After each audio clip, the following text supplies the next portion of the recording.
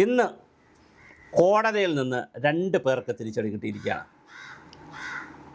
രണ്ടും വളരെ പ്രധാനപ്പെട്ട ആളുകളാണ്. ഒന്ന് വെള്ളാപ്പള്ളി നടേശനും തുഷാർ വെള്ളാപ്പള്ളിയും.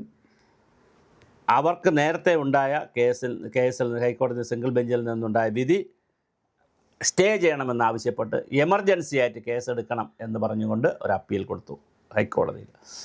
അപ്പോൾ ജഡ്ജി പറഞ്ഞു, ഇവിടെ ഒരു എമർജൻസി ഇല്ല, നിങ്ങളെ കാര്യം നോക്കി പൊക്കോളൂ. ഗവൺമെൻറ്റിനോട് പറഞ്ഞു, നിങ്ങൾ ഇനി ഇട്ട് ഇഴയ്ക്കരുത്, നിങ്ങൾ ഇക്കാര്യങ്ങൾ നടത്തുക,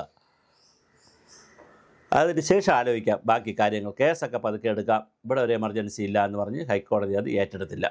അപ്പോൾ വളരെ പ്രധാനപ്പെട്ട ഒരു ഉത്തരവാണ് അവിടെ നിന്നുണ്ടായത്. അതുപോലെ ഹൈക്കോടതിയിൽ നിന്നുണ്ടായത്. അതുപോലെ പ്രധാനപ്പെട്ട മറ്റൊരു ഉത്തരവാണ് വന്നത്. തന്ത്രിക്ക് തെളിവുണ്ട് എന്ന്, തന്ത്രിക്ക് സ്വത്തിൽ കവിഞ്ഞ അല്ലെങ്കിൽ വരവിൽ കവിഞ്ഞ സ്വത്തുണ്ടെന്നും അതിൽ പലതും അവിഹിത സ്വത്താണെന്നും ഉണ്ണികൃഷ്ണൻ പോറ്റിയുമായിട്ട് നൈരന്തര്യ ബന്ധമുണ്ടെന്നും ജയിലിൽ കിടക്കുന്നവരും പുറത്ത് നിൽക്കുന്നവരായിട്ടുള്ള സ്വർണ്ണക്കൊള്ള കേസിൽപ്പെട്ട എല്ലാവരുമായിട്ടും വലിയ ബന്ധമുള്ള ആളാണ് നമ്മുടെ തന്ത്രിയെന്നും അതുകൊണ്ട് തന്ത്രിയെ തെളിവില്ല എന്ന് പറഞ്ഞ് വിടാൻ കഴിയില്ല എന്നുമാണ് ഹൈക്കോടതി പറഞ്ഞത്. അപ്പോൾ ഈ 2 കേസും വളരെ വളരെ ഗുരുതരമായിട്ടുള്ള പ്രതിസന്ധി ഉണ്ടാക്കുന്ന കേസാണ്. വെള്ളാപ്പള്ളിയെ സംബന്ധിച്ചിടത്തോളം അദ്ദേഹത്തിൻ്റെ ജീവിതത്തിൻ്റെ വസന്തകാലത്ത് അദ്ദേഹം നന്നായി കാര്യങ്ങൾ ചെയ്തു പോയെങ്കിലും വയസ്സുകാലത്ത് സീനിയർ സിറ്റിസനായിട്ടുള്ള സായാഹ്ന കാലത്ത് അല്ലെങ്കിൽ അവസാന കാലഘട്ടത്തിൽ അദ്ദേഹത്തിന് കാത്തിരിക്കുന്നത് വളരെ മോശപ്പെട്ട ഒരു കാഴ്ചയാണ്.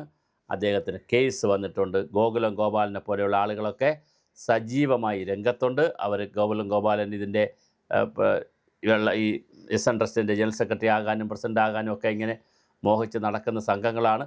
അവരെല്ലാവരും രംഗത്തുണ്ട്. എന്തായാലും വളരെ പ്രധാനപ്പെട്ട ചില പോയിന്റുകളാണ് ഹൈക്കോടതിയിൽ പറഞ്ഞിരിക്കുന്നത്. ഇപ്പോൾ വെള്ളാപ്പള്ളിയുടെ കേസ് ഇങ്ങനെ പെട്ടെന്ന് ഇങ്ങോട്ട് എടുക്കാനായിട്ട് ഒരു അത്യാവശ്യമില്ല, ഒരു എമർജൻസി ഇല്ല.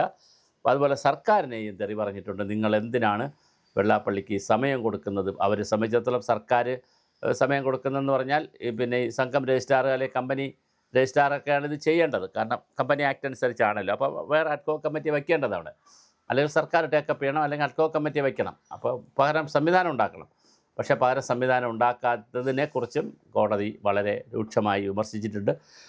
അപ്പോൾ തീർച്ചയായിട്ടും വെള്ളാപ്പള്ളി നടേശൻ്റെ വളരെ കൃത്യമായിട്ടുള്ള ഈ കേസ് 124 കേസോ മറ്റേ ഉണ്ട് ഈ മൈക്രോ ഫിനാൻസുമായി ബന്ധപ്പെടുത്തിയുള്ള കേസ്. മാത്രമല്ല യഥാർത്ഥത്തിൽ വെള്ളാപ്പള്ളിക്ക് പറ്റിയിരിക്കുന്നത് ടിൻ നമ്പർ പുതുക്കിയിട്ടില്ല.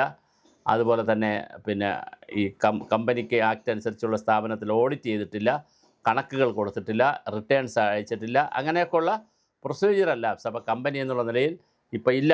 ആ ഇല്ലാത്ത കമ്പനിയുടെ ചെയർമാനോ അല്ലെങ്കിൽ പ്രസിഡൻറ്റോ ജനറൽ സെക്രട്ടറി ആയിട്ട് ഇരിക്കാൻ പറ്റത്തില്ലല്ലോ.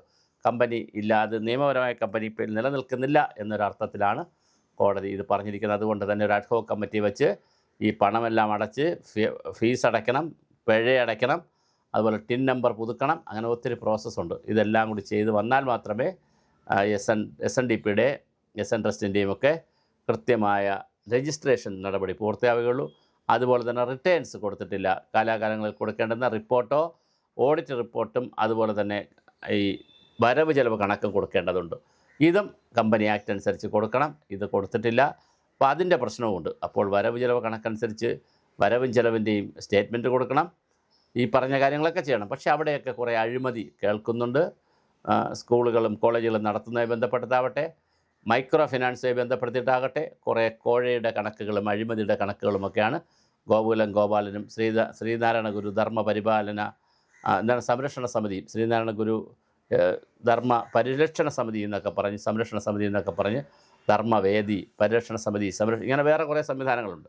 അവരെല്ലാം രംഗത്ത് വന്നിരിക്കുകയാണ്. എന്തായാലും വെള്ളാപ്പള്ളി നടേശനെ സംബന്ധിച്ചിടത്തോളവും തുഷാർ വെള്ളാപ്പള്ളിയെ സംബന്ധിച്ചിടത്തോളവും വളരെ വലിയ തിരിച്ചടിയാണ്. പ്രത്യേകിച്ച് തുഷാർ വെള്ളാപ്പള്ളിക്ക് ഒരു തെരഞ്ഞെടുപ്പിലേക്ക് തുഷാർ പോവുകയാണ്. തുഷാർ മത്സരിക്കുന്നില്ല എന്നൊരു ഭാഗ്യമുണ്ട്, അദ്ദേഹം മത്സരിക്കുന്നില്ല. പക്ഷേ ഒരുപാട് ആളുകൾ വേറെ മത്സരിക്കുന്നുണ്ട്. ഇത് കോൺഗ്രസ്സോ അല്ലെങ്കിൽ പിന്നെ മറ്റ് കക്ഷികളോ LDF ഒക്കെ ഇത് ചിലപ്പോൾ മുതലാക്കാനും സാധ്യതയുണ്ട്. ഈ വെള്ളാപ്പള്ളി BDJSൻ്റെ സ്ഥാനാർത്ഥികൾ നിൽക്കുന്ന സ്ഥലത്ത് ഇതൊരു വലിയ ചർച്ചയാകാനും ഒക്കെ വലിയ സാധ്യതയുണ്ട്. പക്ഷേ എന്തായാലും ഒരു കാര്യം ഉറപ്പാണ്, വെള്ളാപ്പള്ളി നടേശനും അതുപോലെ തന്നെ തുഷാർ വെള്ളാപ്പള്ളിക്കും വലിയ തിരിച്ചടിയാണ് കോടതിയിൽ നിന്ന് കിട്ടിയിരിക്കുന്നത്. ഇനി അറസ്റ്റ് ചെയ്യേണ്ടി വരുമോ എന്നുള്ളതാണ് നമുക്കറിയേണ്ടത്. അതിൻ്റെ സാധ്യതകളും തള്ളിക്കളയാനാകില്ല. അങ്ങനെ എന്തെങ്കിലും സംഭവിച്ചാൽ കേരള രാഷ്ട്രീയത്തിൽ വലിയ ഭൂമികുലുക്കമായിരിക്കും സംഭവിക്കുക.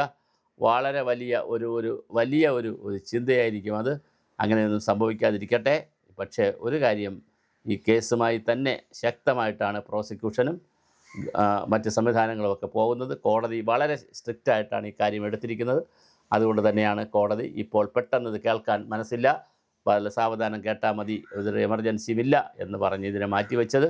അപ്പോൾ തീർച്ചയായിട്ടും വെള്ളാപ്പള്ളി നടേശനും തുഷാർ വെള്ളാപ്പള്ളിക്കും വലിയ ഒരു തിരിച്ചടിയാണ് കിട്ടിയത്. അതുപോലെ അതിനേക്കാൾ വലിയൊരു തിരിച്ചടിയാണ് തന്ത്രിക്ക് കണ്ഠരര് രാജീവൻ തന്ത്രിക്ക് കിട്ടിയിരിക്കുന്ന അടി വളരെ വലുതാണ്.